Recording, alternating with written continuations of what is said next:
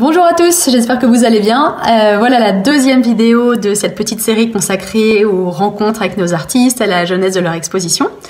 Celle-ci va être consacrée à Olivier Catté. Si vous connaissez la galerie, je pense que vous n'avez pas dû le louper.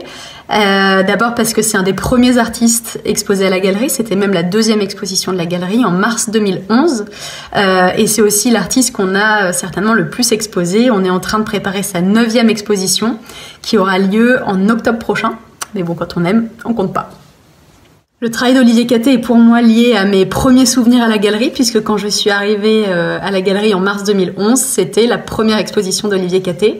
Du coup, j'étais pas là pour la rencontre quelques mois avant, donc je passe le micro à Alexandre.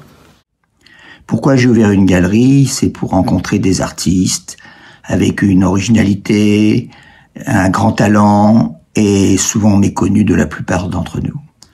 Donc, une quinzaine de jours après l'ouverture, un monsieur s'est présenté chez moi, il s'appelait Olivier Catté, avec des cartons sous le bras qu'il avait ramassés dans la rue et dont il avait creusé avec d'un cutter, arraché avec les doigts dans l'épaisseur du carton et qui recréait une cité, la cité, dans son expression la plus large, et ce qui a eu le don de me séduire, plus que séduire, j'ai été emballé, j'ai vraiment été bluffé par ce travail. Et évidemment, ce qui devait arriver est arrivé. Peu de temps après, je lui ai fait une exposition dans... La première exposition d'Olivier était très belle, puissante, cohérente, mais je pense qu'Alexandre s'accordera à moi pour dire que un des grands souvenirs avec Olivier, c'est surtout la préparation de la deuxième exposition. Parce que quelques mois après la première, on ne savait absolument pas à quoi s'attendre. La première exposition avait vraiment parlé de New York, qui était une ville importante pour Olivier. C'est là où il avait choisi de travailler sur le carton.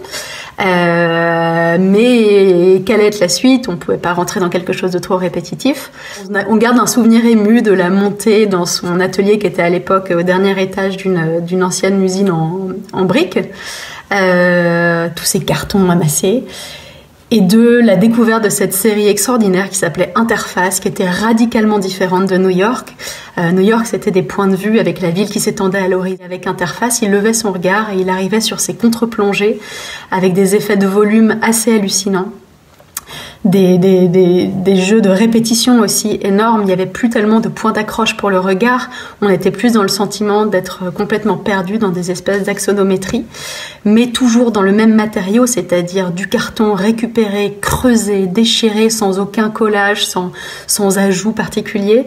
Il arrivait à donner une impression de profondeur qui nous a vraiment bluffés. À ce moment-là qu'on a mesuré quel grand artiste on avait devant nous, et ça ne s'est pas démenti par la suite avec des expositions toujours plus impressionnantes, toujours sur ce matériau, réussir à se réinventer comme ça, c'était assez formidable. En 2016, Olivier est parti en résidence en Chine. Ça a considérablement modifié la façon dont il percevait le paysage, qui était plus forcément lié à la perspective linéaire très occidentale, mais plus dans l'idée d'un paysage mouvant, où l'homme est un élément d'un tout, où les jeux de perspective ne sont pas du tout les mêmes que dans le paysage occidental. Et ça a donné lieu à notre dernière exposition de ses travaux sur carton, en 2017. Mais c'est aussi cette expérience qui, quelques temps après, l'a poussé à avoir envie de travailler sur un autre support, en l'occurrence du papier marouflé sur toile, qu'il a commencé à travailler au départ un peu dans le même esprit que les cartons, c'est-à-dire en déchirant certains éléments, et puis de plus en plus librement. C'est d'ailleurs l'objet de l'exposition qu'on prépare pour le mois d'octobre prochain. Donc j'espère que vous serez nombreux à la voir, à la suivre, parce que ça va être quelque chose. À bientôt!